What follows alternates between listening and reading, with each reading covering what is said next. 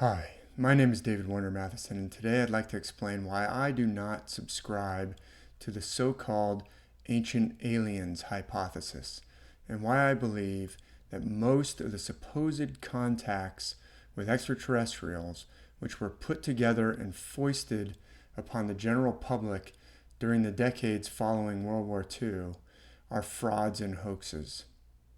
Now notice, I'm not saying that UFOs themselves are frauds and hoaxes. I'm saying that someone is going to a lot of trouble to convince a portion of the people, or a lot of the people, that UFOs equals aliens, or UFOs equals extraterrestrials.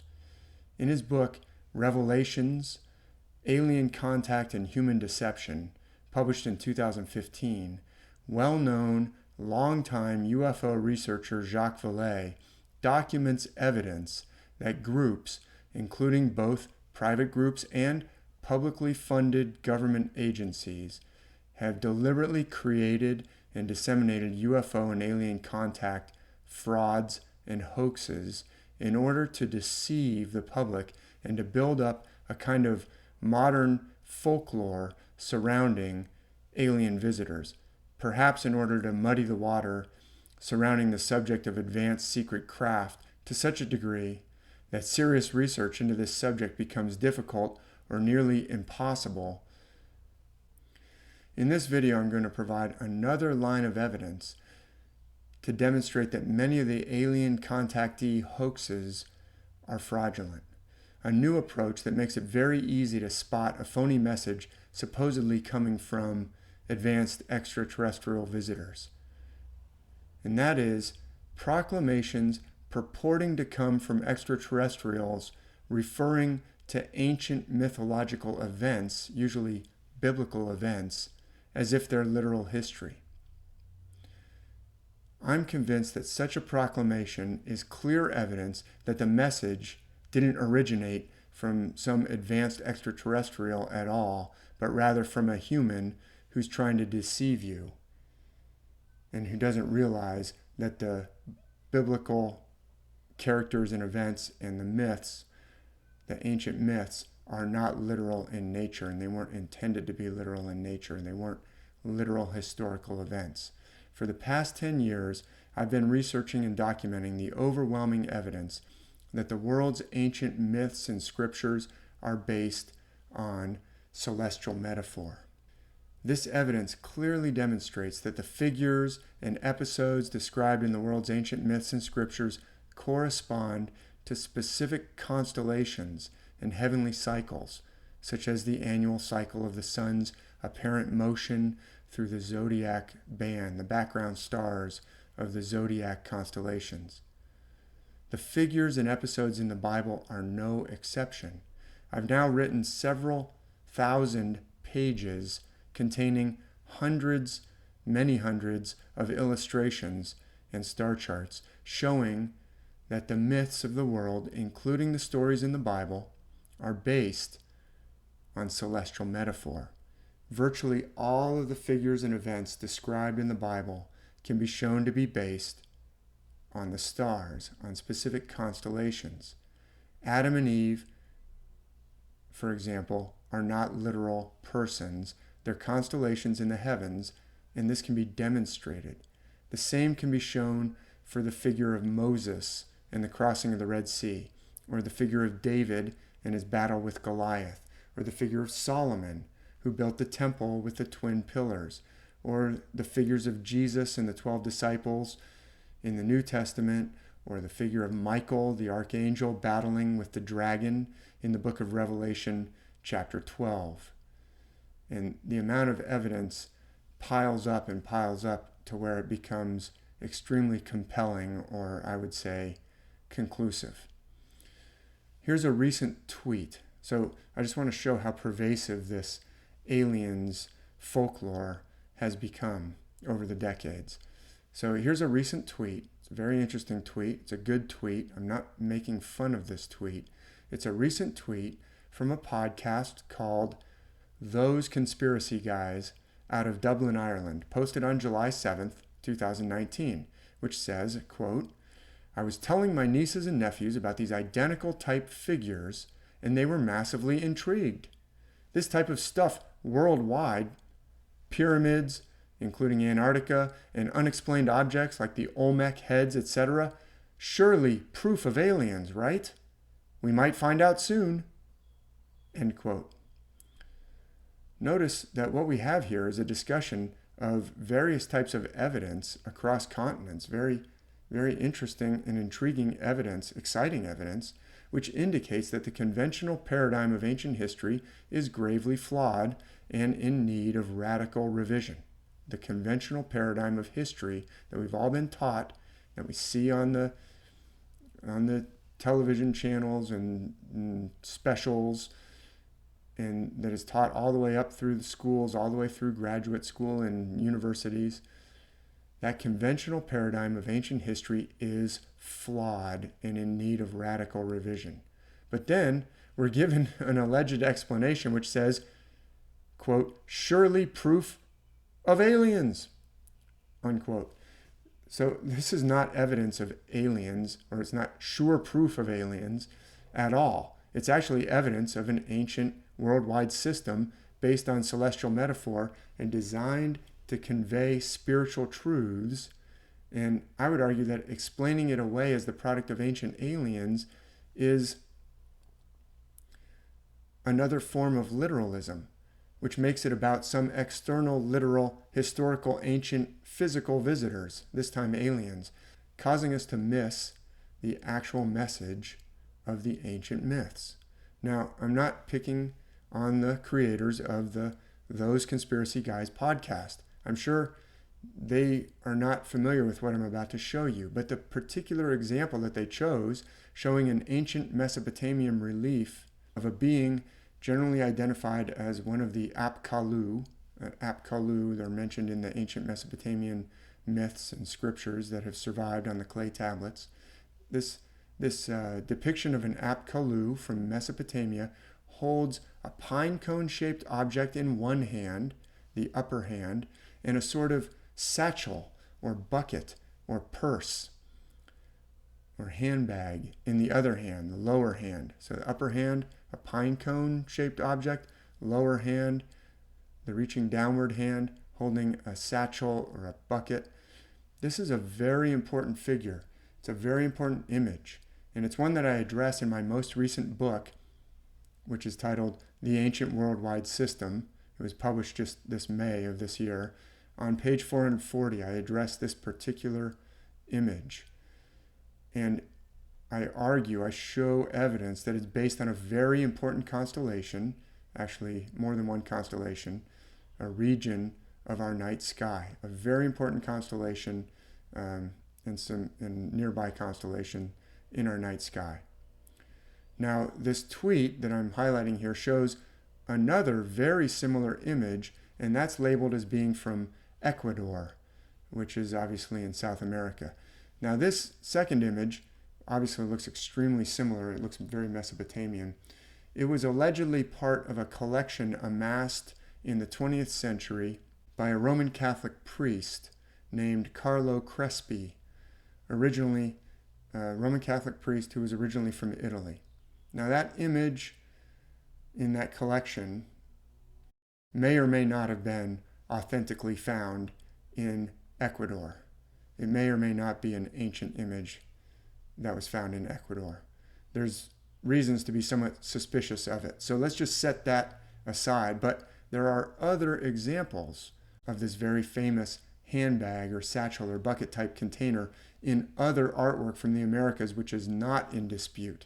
It's not suspicious at all, such as this famous stela from La Venta, shown here. This is known as Stela 19. It's an Olmec stela, and it contains the first known representation, the oldest known representation from the Americas in any artwork in the Americas of a feathered serpent.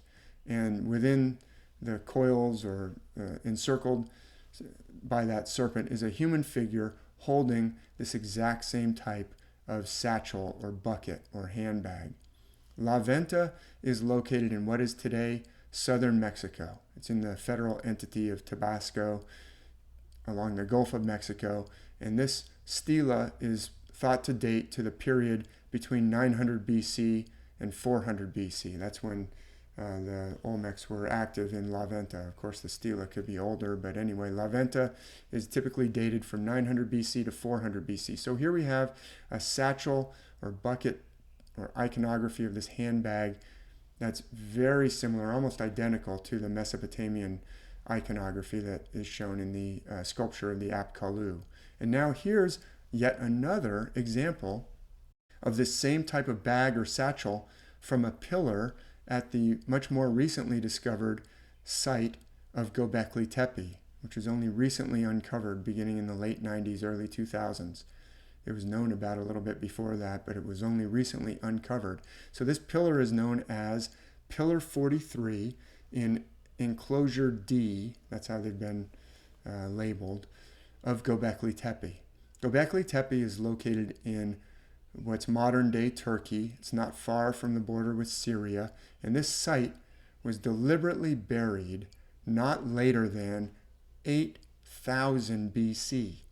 So this site itself may date back to 9,000 BC or even 10,000 BC, making it the oldest known site with such sophisticated stonework and artwork, the oldest known megalithic site on our planet, and a site which all by itself overturns the conventional paradigms of human history.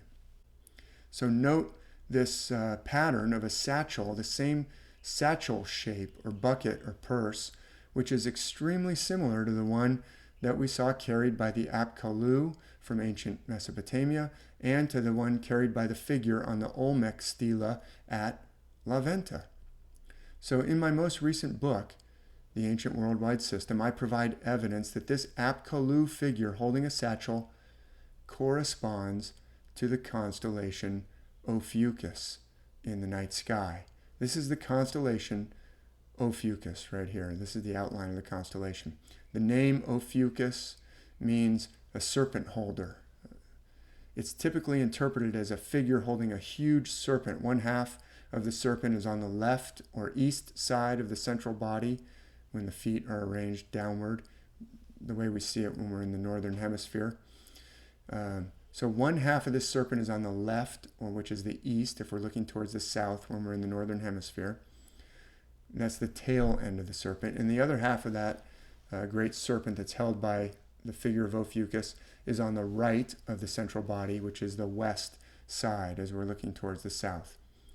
In the book, The Ancient Worldwide System, I provide abundant evidence from this artwork and numerous other pieces of ancient artwork which establish that the upraised hand holding this pine cone-like object corresponds to the western head end of the serpent held by Ophiuchus. It could be interpreted as the head of a serpent, but it can take on many other roles in different ancient myths and different ancient artwork. And here it's being interpreted as a pine cone shaped object being held up by this figure, and this figure is an Apkallu.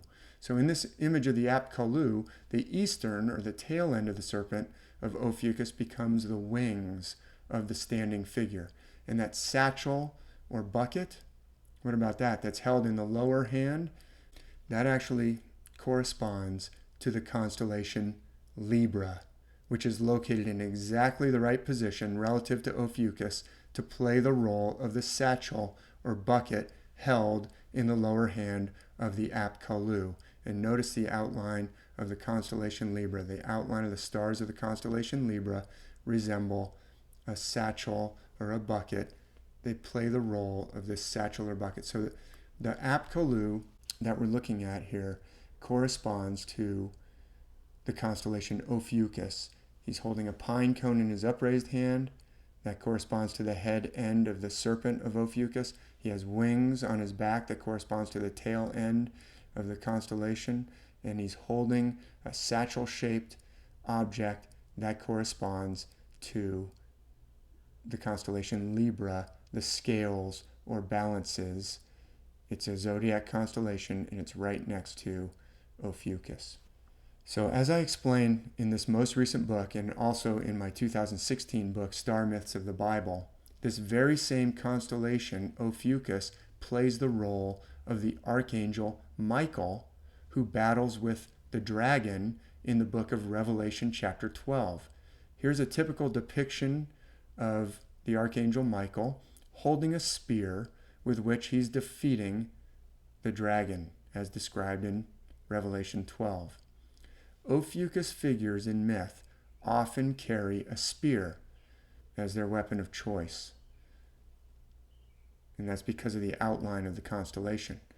Other Ophiuchus figures who carry a spear in the myths of the world include the goddess Athena and the hero Hector of Troy, both of those from the myths of ancient Greece, as well as the Pandava Yudhisthira, the oldest of the Pandava, the five Pandavas, Yudhisthira in the Mahabharata of ancient India, and also the god Odin in the Norse myths, many other examples from around the world. Those are all figures who favor the spear as their chosen weapon. The spear of Ophiuchus is envisioned as the spear with which Michael is defeating the many-headed serpentine figure of Scorpio, or the dragon, Scorpio being located directly beneath the feet of Ophiuchus. So the constellation Scorpio plays the role of the dragon, who's defeated by Michael, the archangel, in Revelation chapter 12. So now let's look closely at what Michael, the archangel, is often depicted as carrying in his other hand in these depictions of Michael and the dragon. Well, what is that? It's a set of scales or balances. In other words, the very same constellation Libra in the correct location relative to the constellation Ophiuchus that plays the role of Michael the archangel. Ophiuchus is Michael.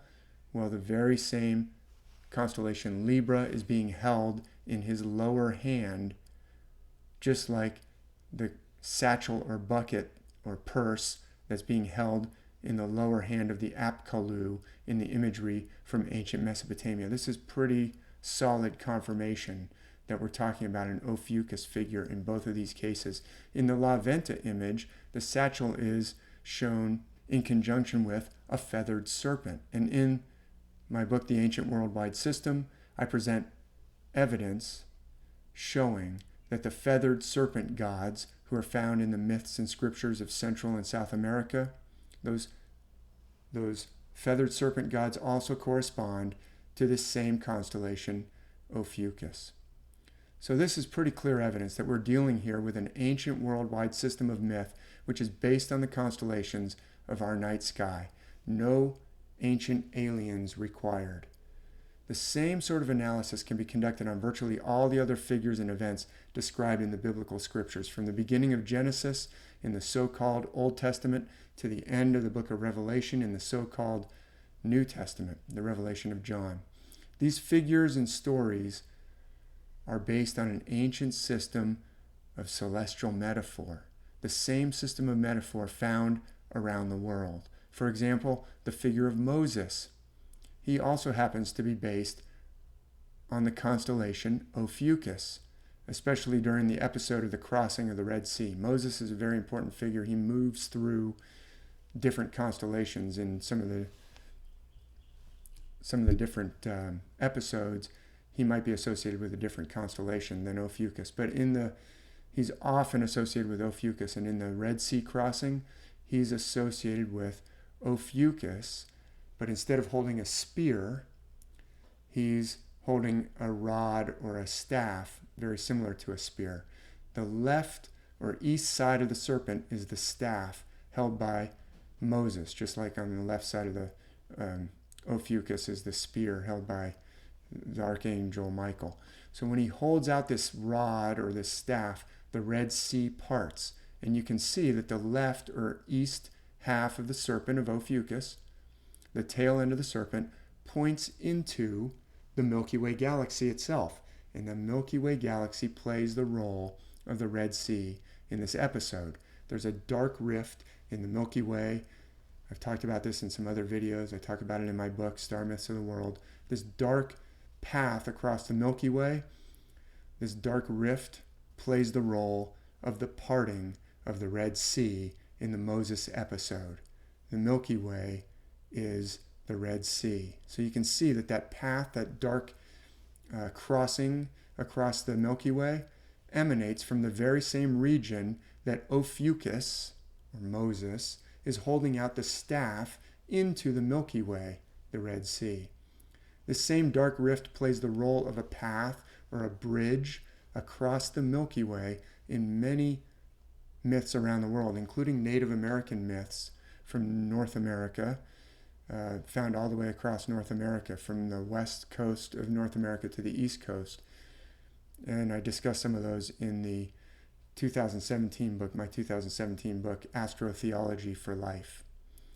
So there are literally many hundreds of other examples which could be given to show that the figures and events described in the Bible are based on celestial metaphor, not on literal history. Those examples include the gospel stories involving Jesus and the 12 disciples, involve other stories in the book of Acts, in the book of Revelation, all the way through the Old Testament. So therefore, I would argue that if someone starts telling you that aliens or extraterrestrials gave them a message, and that message involves telling us that the literal figures described in the Bible were actually aliens who literally came down to Earth in spaceships or came down to Earth in some other way, then that's pretty clear evidence that the message itself is fake. It didn't come from aliens at all, because these stories are about constellations. They're not about literal events in ancient human history. And you would think that an alien would know that, especially if that alien was visiting back at that time. So if an alien tells you, oh yeah, well, our visit was responsible for the crossing of the Red Sea, the Red Sea parted because of our spaceship, well, no, the Red Sea story is not about that. And this kind of error on the part of people who are trying to claim that they got messages from aliens or extraterrestrials who told them about ancient visits relating to biblical events is very common.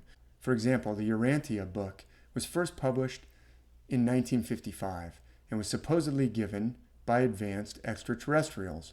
It specifically refers to the archangel Michael as a literal being and to Moses as a literal person as well. And it treats Adam and Eve and many other scriptural figures as literal historical figures who lived on our planet in ancient times. And they all had connections to this extraterrestrial folklore that's being created in the Urantia Book. Well, this is proof positive that the Urantia Book was not actually written by advanced universe-crossing intelligences who know what they're talking about. It's obviously the product of a human being or human beings who take or took the Bible literally. And that's a very common mistake, especially back in the early part of the 20th century when it was probably being put together.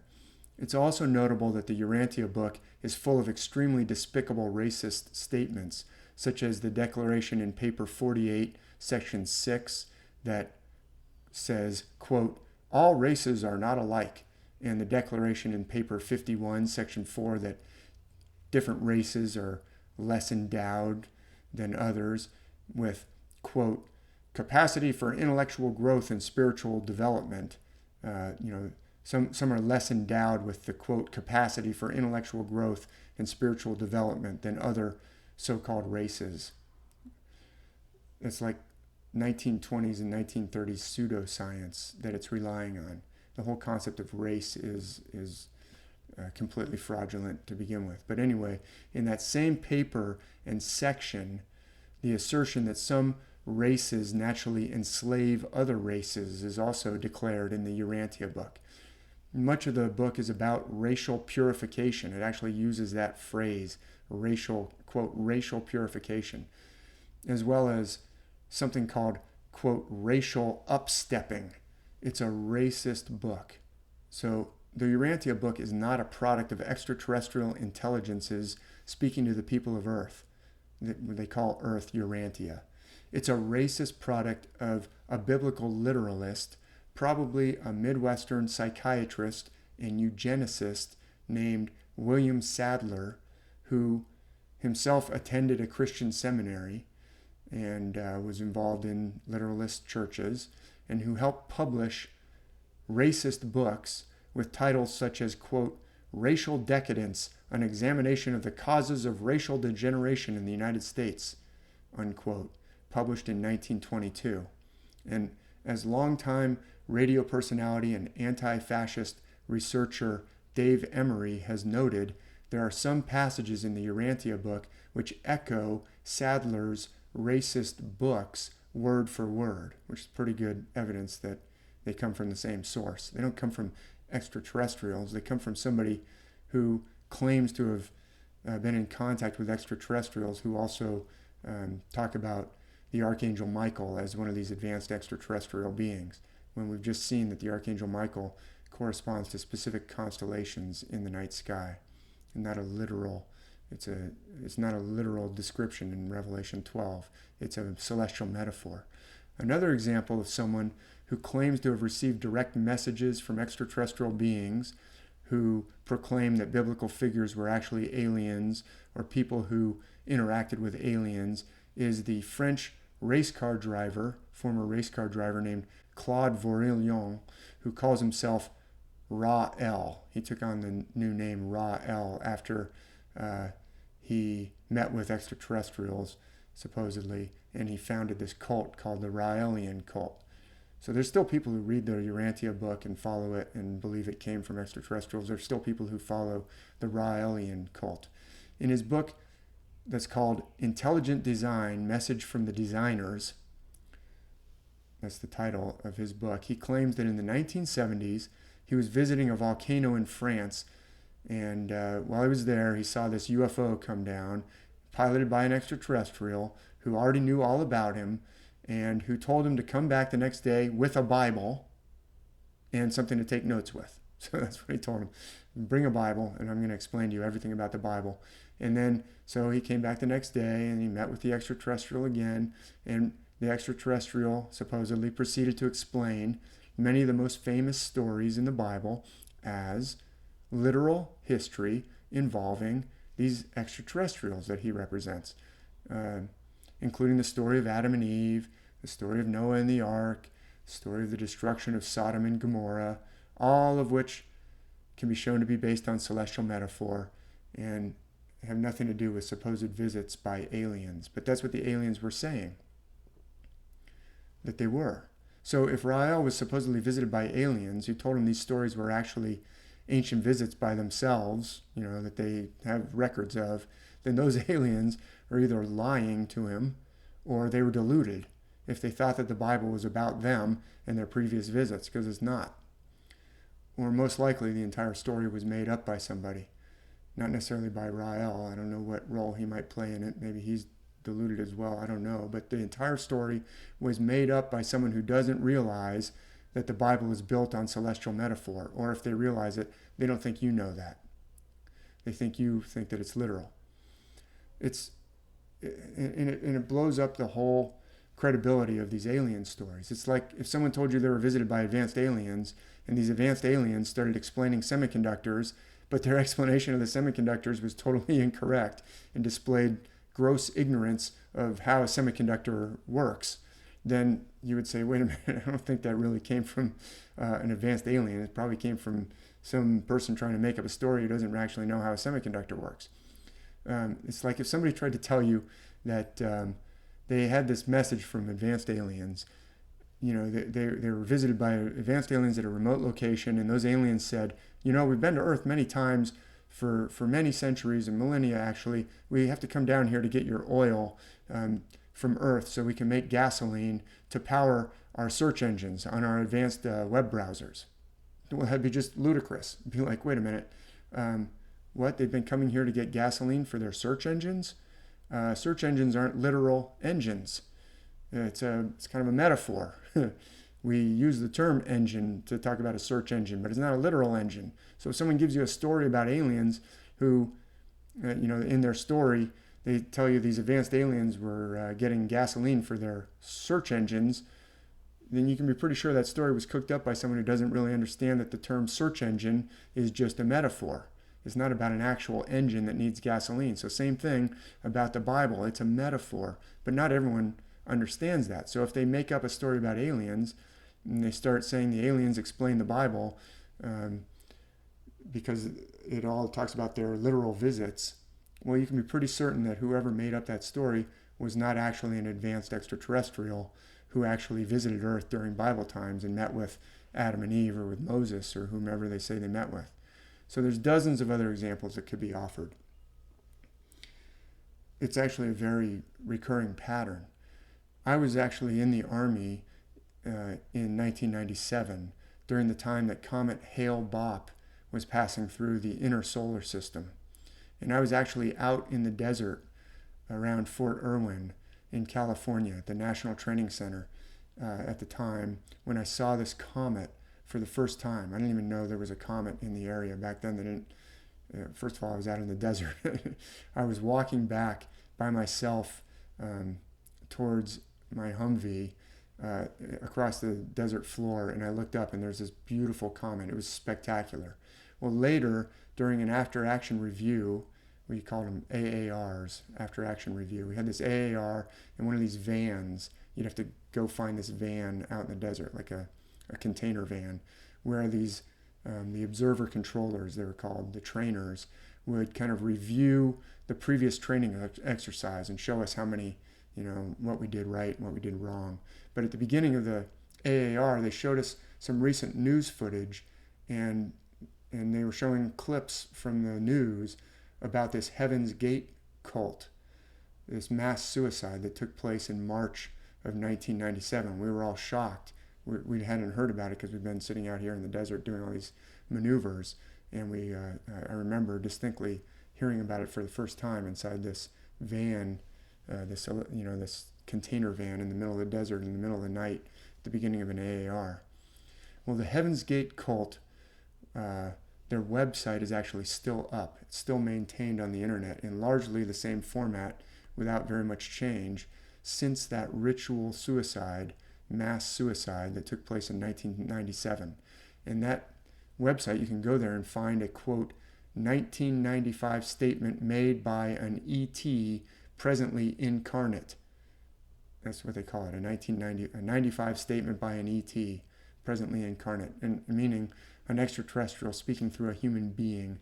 They called it a human vehicle, quote unquote vehicle.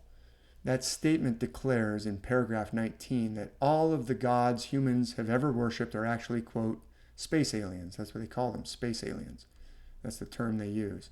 There's also a statement by this statement's from the cult leader, Marshall Applewhite. There's another statement on that website that you can get to by Marshall Applewhite. It's titled Doe's Intro, Purpose, Belief. And he called himself Doe, like Do, Re, Mi, the musical notes. That's the name that he gave himself, or that he took. So in this statement, Doe's Intro, it declares that Jesus was a literal adult human into which an extraterrestrial intelligence entered during a literal baptism event when he was 29 or 30 years old, or when his vehicle was 29 or 30 years old, in the episode with a literal John the Baptist. And that, again, reveals that this statement was not written by an actual extraterrestrial higher intelligence, but rather by a human con artist viewing the Bible through a lens of literalism, although arguing for a different literal interpretation involving extraterrestrials interacting with humans, but using the Bible stories. In fact, Marshall Applewhite, again, was very involved with various churches and things. So it is a common pattern in many of these extraterrestrial messages or ancient alien folklore or messages that are being propagated out there. So the most important pattern to notice is that someone appears to be trying to replace a literalist interpretation of the biblical stories with a different literalist interpretation of the same stories, which will basically serve the same purpose as the original deception, that is, to obscure the actual message of the ancient myths. The stories of Moses or Jesus or Samson or Solomon or Adam and Eve are not literal stories. But that doesn't mean that they're not true.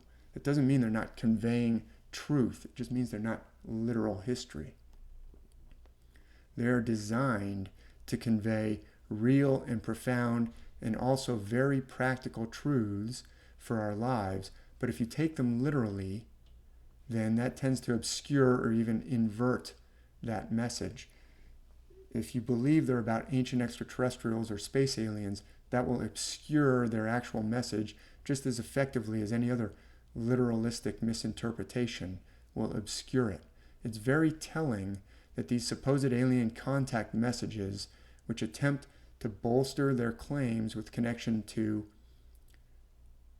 literal Bible characters, end up being very cult-like and racist and very controlling, often very controlling of the people who start to go link up with them or fall into their sway. I'm convinced that the actual purpose of the myths is to elevate individuals and society. But I'm equally convinced that they can be twisted, especially when they're literalized, and their message can be inverted, and that has historically been a tool for the enslavement and oppression of men and women, and a tool of societal oppression and the impoverishment of large portions of society and dividing people up by race, and even a tool used to inflict trauma on people, physical trauma as well as emotional trauma, telling them that they're born in sin and alienating them from themselves, and saying that children should be disciplined with physical violence, and generally creating a society in which large numbers of men and women experience alienation from their authentic self. So it seems very likely that as literal interpretations of the biblical scriptures began to lose their hold on large numbers of people, particularly during the 20th century, some groups began to try to impose new forms of literalism on people to serve the same kind of purpose as the older forms of literalist control, obscuring the message and inverting the ancient message. But the good news is that once you understand this ancient system of celestial metaphor and begin to understand how it works, it becomes very easy to spot someone who's trying to foist a literalist interpretation of humanity's ancient myths and scriptures onto others in order to excuse oppression or excuse enslavement or excuse societal injustice. And the really good news is the ancient myths actually point us towards the opposite. They point us towards the recovery of our authentic self. And I'm convinced that this is one of their central messages of the world's ancient myths. It's also very evident that humanity's ancient history is much different from what we've been led to believe by the conventional paradigm. The example of those startling parallels between ancient artwork from Mesopotamian civilization and the Olmec civilization in Central America, and the enigmatic and paradigm-shifting megaliths of Göbekli Tepe, and the connection of that symbology to the ancient worldwide system of celestial metaphor is not explainable under the conventional paradigm. It's simply not explainable under the conventional paradigm that we're being taught. However, that's no reason to automatically assume that the explanation must involve aliens. In fact, I'd argue that the alien hypothesis is being deliberately propagated in order to obscure the truth. And that's a pretty good indication that the truth must be very important indeed.